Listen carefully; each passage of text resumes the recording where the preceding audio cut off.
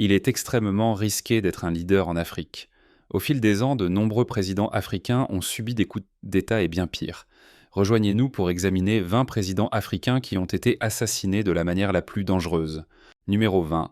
Patrice Lumumba. Patrice Emery Lumumba était un homme politique congolais et un militant pour l'indépendance qui a été le premier ministre de la République démocratique du Congo de juin à septembre 1960 après les élections de mai 1960. Il a dirigé le mouvement national congolais de 1958 jusqu'à son exécution en janvier 1961. C'était un nationaliste africain et un panafricaniste qui a contribué de manière significative à la transition du Congo d'une colonie belge à une république indépendante. Une mutinerie dans l'armée a éclaté peu après l'indépendance du Congo en juin 1960, déclenchant la crise congolaise. Lumumba a tenté de fuir à Stanleyville pour rejoindre ses alliés, qui avaient établi un nouvel État anti-Mobutu, connu sous le nom de République libre du Congo après un coup d'État. Lumumba Keïs a été enlevé par Joseph de Sire Mobutu, emmené au Katanga et tué par les autorités séparatistes katangaises dirigées par Moïse Tshombe avec l'assistance de partisans belges. Il a été considéré comme un martyr pour la cause panafricaine. La Belgique a présenté des excuses officielles en 2002 pour son rôle dans l'exécution. Numéro 19. Sylvanus Olympio. Sylvanus Olympio était un homme politique togolais qui a été Premier ministre puis président du Togo de 1958 jusqu'à son assassinat en 1963. Il était issu de la célèbre famille Olympio, qui comprend son oncle Octaviano Olympio, l'un des hommes les plus riches du Togo au début des années 1900. Peu après minuit, le 13 janvier 1963, Olympio et sa femme ont été réveillés par des militaires pénétrant dans leur maison. Avant le matin, l'ambassadeur américain Léon B. Pallotta a découvert le corps d'Olympio à 3 pas de la porte de l'ambassade des États-Unis. C'était le premier coup d'État dans les territoires français et britanniques d'Afrique qui ont obtenu leur indépendance dans les années 1950 et 1960, et Olympio est connu comme le premier président africain tué lors d'un coup d'État militaire. Numéro 18. Ngarda Tomboubaye. François Tomboubaye, parfois connu sous le nom de Ngarda Tomboubaye, était un homme politique tchadien qui a été le premier président du pays de 1960 jusqu'à son renversement en 1975. En tant que leader totalitaire, ses politiques divisées en tant que président ont entraîné des conflits factionnels, une tendance à un leadership autoritaire et une instabilité politique qui persistent au Tchad aujourd'hui. Alors que la sécheresse s'intensifiait à travers l'Afrique et que l'économie se détériorait, les gens étaient contraints de se porter volontaires dans une tentative massive d'améliorer la production de coton. Avec sa popularité dans le sud en déclin Tamba Bay, s'en est pris à l'armée procédant à des promotions et des dégradations arbitraires. Finalement, le 13 avril 1975, lorsque plusieurs des hauts responsables du pays ont été emprisonnés pour leur rôle dans une tentative de coup d'État, il aurait été abattu dans son propre palais et est mort de ses blessures. Numéro 17. Marian Gouabi, le 18 mars 1977. Marian Gouabi, le président militaire de la République du Congo, a été assassiné. Gouabi a commencé sa carrière en tant que commandant du premier bataillon de parachutistes de la République du Congo et a accédé à ce poste à la suite de la révolution militaire qui a déposé l'ancien président Massamba en 1968. Ngawabe a d'abord choisi Alfred Raoul comme Premier ministre, mais après que le règne de Raoul soit devenu instable en partie à cause de l'élimination de toute opposition à son règne par Ngawabe. Ngawabe a finalement assumé le rôle lui-même qu'il a occupé du 31 décembre 1969 au 18 mars 1977. On soupçonne que Ngawabe a été tué parce qu'il a refusé de coordonner avec des responsables français qui voulaient plus de contrôle sur la province riche en pétrole du Cabinda en Angola et ont demandé à Ngawabe de l'annexer. Cependant, malgré son refus de participer à ce complot, ils ont conspiré avec des groupes d'opposition congolais pour le faire tomber. Après plusieurs tentatives infructueuses, un commando prétendument suicidaire l'a assassiné. Numéro 16. Amilcar Cabral. Amilcar Cabral était un ingénieur agronome bisso-guinéen et cap-verdien, un militant politique et un diplomate. Il était l'un des leaders anticoloniaux les plus éminents d'Afrique. Il était également un panafricaniste, un nationaliste intellectuel et un poète révolutionnaire. Cabral, également connu sous le nom de guerre Abel Jassy, a dirigé le mouvement nationaliste de la Guinée-Bissau et des îles du Cap-Vert, ainsi que la lutte pour l'indépendance de la Guinée-Bissau qui a suivi. Il a été tué le 20 janvier 1973, environ 8 mois avant la proclamation unilatérale de l'indépendance de la Guinée-Bissau. Il a été fortement influencé par le marxisme et est devenu une source d'inspiration pour les socialistes révolutionnaires et les mouvements d'indépendance nationale à travers le monde. Cabral a commencé à former une assemblée populaire en 1972 pour préparer l'indépendance de la Guinée-Bissau. Mais le 20 janvier 1973, l'ancien rival en colère, Inocencio Cani, et un autre membre du PAIGC l'ont abattu à Conakry. Numéro 15, Samora Machel, Samora Moises. Machel était un commandant militaire mozambicain et une figure politique. Il était socialiste dans la tendance marxiste-léniniste qui a été le premier président du Mozambique après que le pays ait obtenu son indépendance en 1975. Machel est mort en fonction en 1986 après que son avion présidentiel s'est écrasé près de la frontière sud-africaine du Mozambique. En 2007 cependant, Jacinto Veloso, l'un des partisans les plus fidèles de Michel au sein du Frélimo, a affirmé dans ses mémoires que la mort de Michel était le résultat d'un complot impliquant les agences secrètes sud-africaines et soviétiques, toutes deux ayant des motifs pour se débarrasser de lui. Selon Veloso, l'envoyé soviétique avait un jour demandé une rencontre avec le président pour exprimer l'inquiétude de l'URSS concernant le glissement perçu du Mozambique vers l'ouest. Selon Veloso, l'envoyé soviétique avait un jour demandé une rencontre avec le président pour exprimer l'inquiétude de l'URSS concernant le glissement perçu du Mozambique vers l'ouest, à quoi Michel aurait répondu, ce qui signifiait « aller au diable ». Après avoir ordonné à l'interprète de traduire, il a quitté la pièce. Numéro 14.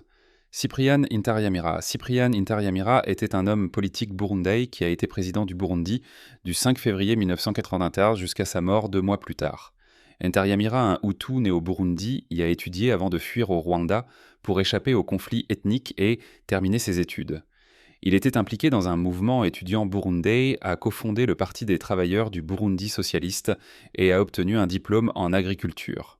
En 1983, il est retourné au Burundi et a travaillé dans l'agriculture.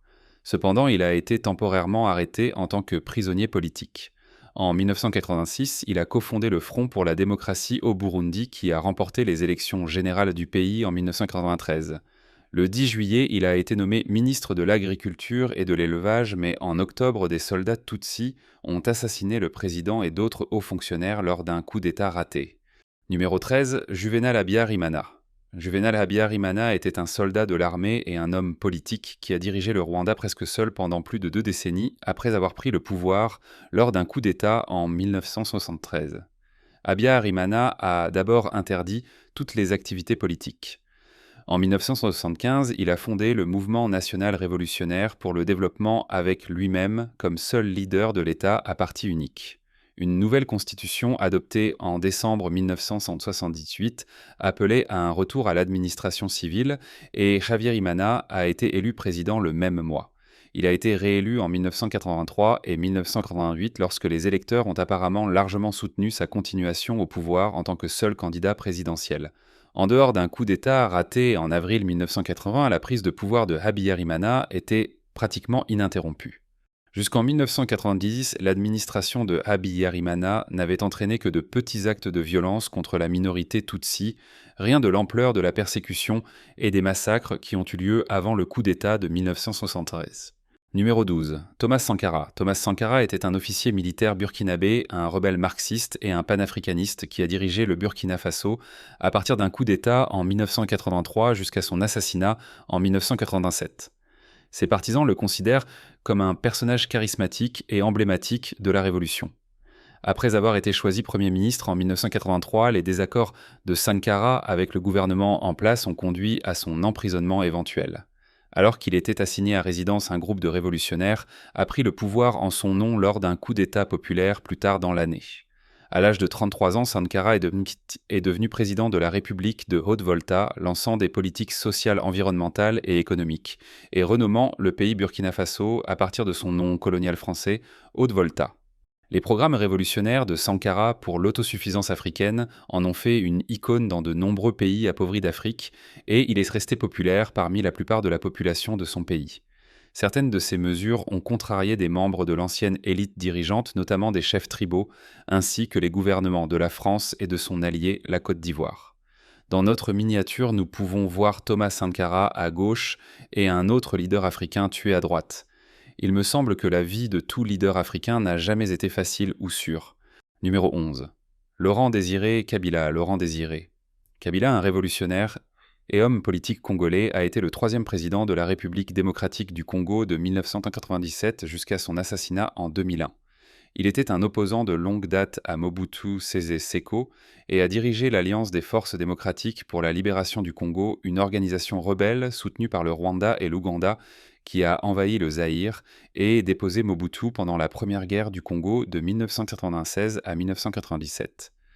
Kabila s'est retrouvé dans une position délicate en tant que marionnette de ses soutiens étrangers, après être devenu le nouveau président du pays et avoir changé son nom en République démocratique du Congo. À la suite du massacre de Kasika, il a ordonné le retrait de toutes les troupes étrangères du pays pour éviter un coup d'État, ce qui a conduit à la Seconde Guerre du Congo, au cours de laquelle ses anciens alliés rwandais et ougandais ont commencé à parrainer plusieurs groupes rebelles pour le renverser, y compris le Rassemblement pour la démocratie congolaise et le Mouvement pour la libération du Congo. Numéro 10. Juan Bernardo Vieira. Juan Bernardo Vieira, un homme politique bissau-guinéen, a été président de la Guinée-Bissau de 1980 à 1999, sauf pour une période de 3 jours en mai 1984 et 2005, jusqu'à son assassinat en 2009. À la suite d'un coup d'État militaire contre le président Luis Cabral en 1980, Vieira a dirigé le Conseil militaire de la Révolution jusqu'en 1984 lorsque le contrôle civil a été rétabli. Les partis d'opposition ont été autorisés en 1991 et Vieira a remporté une élection présidentielle multipartite en 1994. Il a été déposé à la fin de la guerre civile de 1988 et 1999 et a fui en exil. Il a fait un retour politique en 2005, remportant l'élection présidentielle.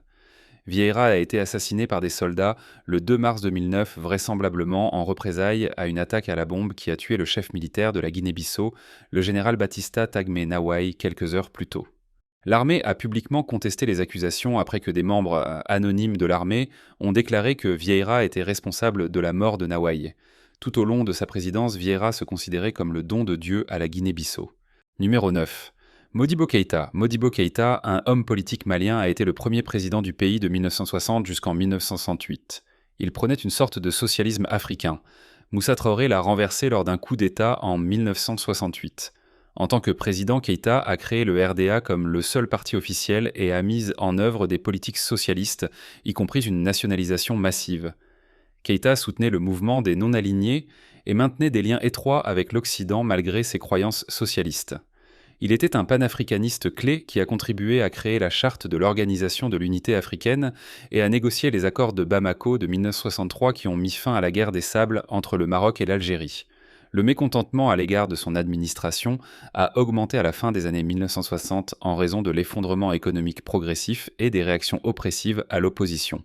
Il a été déposé lors du coup d'État malien de 1968 par Moussa Traoré qui est devenu président et l'a emprisonné jusqu'à sa mort en 1977. Numéro 8. Ibrahim Bar Maïnassara. Le général Ibrahim Bar Maïnassara, un officier militaire nigérien et diplomate, a dirigé le Niger de 1996 jusqu'à son assassinat. Il a pris le pouvoir puis l'a perdu lors de coups d'État militaires. Sous la direction de Maïnassara, une nouvelle constitution a été ratifiée par référendum en mai 1996, suivie d'une élection présidentielle les 7 et 8 juillet 1996. Maïnassara a reçu environ 52% des voix, mais l'élection a été largement considérée comme illégitime. Le deuxième jour du vote, il a dissous la commission électorale et l'a remplacée par une autre. Le même jour, il a ordonné que les 4 candidats d'opposition soient placés en résidence surveillée pendant 2 semaines. Maïnassara a prêté serment le 7 août. Le 9 avril 1999, Maïnassara a été embusqué et abattu par des troupes apparemment membres de la garde présidentielle à l'aéroport de la capitale Niamey, alors qu'il s'apprêtait à monter à bord de son hélicoptère. Les circonstances de l'assassinat demeuraient toutefois floues. Des rumeurs affirmaient que Maïnassara tentait de quitter le pays. Au départ, sa mort a été officiellement déclarée comme un malheureux accident, mais cette explication a été largement rejetée. Numéro 7. Mohamed Boudiaf. Mohamed Boudiaf était un leader politique algérien et cofondateur du Front de libération nationale révolutionnaire qui a dirigé la guerre d'indépendance algérienne. Boudiaf a été exilé peu après l'indépendance de l'Algérie et n'est pas revenu pendant 27 ans. Il est revenu en 1992 pour occuper le poste de président du Haut Conseil d'État. Le mandat de Boudiaf en tant que président du HCE a pris fin le 29 juin 1992 lorsqu'il a été tué par un garde du corps lors d'un discours public télévisé à l'ouverture d'un centre culturel à Annaba, sa première tournée en dehors d'Alger en tant que président d'État. Le meurtre a choqué l'Algérie et est toujours considéré comme un incident marquant de l'histoire contemporaine du pays. Numéro 6. Abdirachid Ali Charmar. Abdirachid Ali Charmar a été Premier ministre de la République somalienne du 12 juillet 1960 au 14 juin 1964 et président de la République somalienne du 6 juillet 1967 jusqu'à son assassinat le 15 octobre 1969. Il était le père du Premier ministre somalien Omar Charmak. En 1968, Charmak a échappé de justesse à des tentatives d'assassinat. Une explosion s'est produite près de la voiture qui le ramenait de l'aéroport mais ne l'a pas tué. Le 15 octobre 1969, lors d'une visite officielle dans la ville nordique de Lassanad, Charmak a été assassiné par l'un de ses gardes du corps. Le policier était en patrouille à l'extérieur de la maison d'hôte où le président dormait et a tiré à bout portant avec un fusil automatique, tuant Charmak instantanément. Des observateurs ont suggéré que l'assassinat était motivé par des raisons personnelles plutôt que politiques. Numéro 5. Johnson Agia Iranzi. Johnson Agia Iranzi, un officier militaire nigérian, a été le premier chef d'État militaire du Nigeria. Il a pris le contrôle lors du pandémonium qui a suivi la révolution militaire du 15 janvier 1966. Il a régné du 16 janvier 1966 jusqu'à son assassinat par un groupe d'officiers et de soldats mutins du nord du Nigeria, dirigé par le major Murtala Mohammed et comprenant le capitaine Theophilus Danjuma lors d'une révolte contre son gouvernement connu sous le nom de contre-coup de juillet. Danjuma a appréhendé Aguiyi Iranzi et l'a interrogé sur son implication présumée dans le coup qui a conduit à la mort du Sardana de Sokoto Amadou Bello. Les circonstances entourant la mort d'Aguiyi Iranzi ont suscité un large débat au Nigeria. Son corps ainsi que celui de Fadjoui a été découvert plus tard dans un bois voisin. Numéro 4. Richard Ratzimandrava. Le colonel Richard Ratzimandrava était un homme politique et soldat malgache qui a été président de Madagascar pendant 6 jours en février 1975 avant d'être assassiné en fonction. Né en 1931 dans une famille Marina Ratzimandrava, diplômé de l'institution militaire française de Saint-Cyr, a servi dans toute l'Afrique française avant de revenir à Madagascar après l'indépendance du pays en 1960. Il est entré dans l'armée et a atteint le grade de lieutenant-colonel en 1968. Il a formé un gouvernement militaire en 1972 pour remplacer le gouvernement d'indépendance de Philibert Tsiranana et Ratsimandrava a été nommé ministre de l'Intérieur. Plusieurs hauts officiers ont réussi à contrôler l'armée, entraînant le renversement de Ramanand Soa le 5 février 1975. Ratsimandrava a été tué 6 jours après avoir pris ses fonctions à 20h alors qu'il se rendait du palais présidentiel à sa résidence. La mort a été proclamée par le nouveau comité militaire au pouvoir. Il a allégué que le président avait été assassiné par des membres des forces de sécurité républicaines, une organisation de contre-insurrection dissoute par son prédécesseur. La tragédie a presque déclenché une guerre civile entre les partisans de l'administration militaire et l'ancien président Tirunel. En 2006, à l'occasion du 31e anniversaire de l'assassinat du colonel, une réunion a été organisée à Madagascar. Numéro 3. Abed Amani Karume. Abed Amani Karume a été le premier président de Zanzibar. Il a obtenu ce titre à la suite d'une révolte qui a déposé Sir Jamshid bin Abdullah, le dernier sultan régnant de Zanzibar, en janvier 1964. 3 mois plus tard, la République unie de Tanzanie a été établie et Karume a été nommé son premier vice-président avec Julius Nyerere de Tanganyika comme président. Il était le père d'Amani Abed Karume, l'ancien président de Zanzibar. En avril 1972, Karume a été tué dans la ville de Zanzibar. Il a été abattu par 4 tireurs alors qu'il jouait au bao dans les bureaux du parti Afro-Shirazi. Des représailles ont été lancées contre ceux accusés de s'opposer au règne de Karume. Pendant son mandat, il a pu nationaliser des terres appartenant à des Arabes et des Indiens et les redistribuer à la majorité pauvre des Zanzibariens. Il a également développé un système d'éducation gratuite et de soins de santé pour tous les Zanzibariens, quelle que soit leur race, couleur ou origine. En outre, il a construit plusieurs résidences pour les habitants de Zanzibar à des loyers bas. Amani Abed Karume, le fils d'Abed, a été élu président de Zanzibar à 2 reprises en 2000 et 2005 par une large majorité et a transféré le pouvoir fin 2010 à son successeur Ali Mohamed Shein. Numéro 2.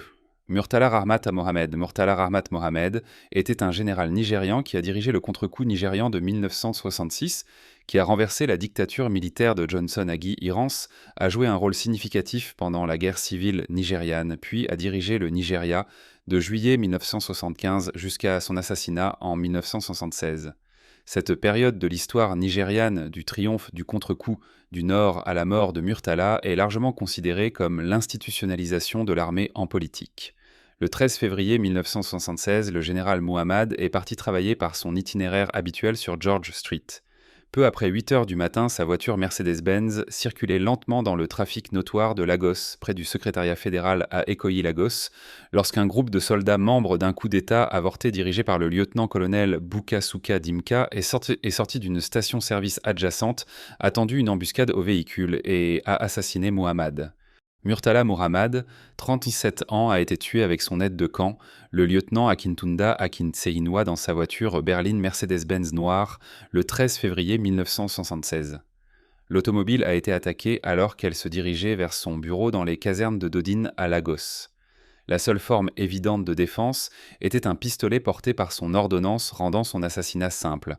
L'assassinat faisait partie du coup d'État tenté par Dimka, qui a été pendu pour trahison le 15 mai 1976 à la prison de haute sécurité de Kirikiri à Lagos. Il a été suivi par Olusegun Obasanjo, chef d'état-major du Haut Commandement suprême, qui a achevé son plan pour une transition ordonnée vers une administration civile en remettant le contrôle à Shehu Shigari le 1er octobre 1969. Numéro 1. Melchior Ndadaye était un banquier et homme politique burundais qui a remporté l'élection de 1993, devenant le premier président démocratiquement élu et Hutu du Burundi. Malgré ses efforts pour combler le fossé ethnique de longue date dans le pays, ses réformes ont mis en colère les soldats de l'armée dominée par les Tutsis, et il a été tué lors d'un coup d'État militaire raté en octobre 1993, seulement 3 mois après avoir pris le pouvoir. Son assassinat a déclenché une série de massacres sauvages entre les groupes ethniques Tutsis et Hutus, menant finalement à la guerre civile burundaise qui a duré une décennie. Après avoir vu ces vidéos, il est clair que je ne voudrais jamais être président d'un pays africain, même s'il me proposait le poste. Et vous, pourquoi ne pas nous le faire savoir dans les commentaires ci-dessous? Eh bien, c'est tout pour le moment. J'espère que vous avez apprécié cette vidéo. Merci de nous donner un like et de nous faire savoir dans les commentaires ce que vous en pensez. Consultez nos autres vidéos et abonnez-vous pour faire partie du plaisir. Cliquez sur l'icône de notification pour voir nos nouvelles vidéos dès qu'elles sont mises en ligne. Merci de votre attention et à la prochaine fois.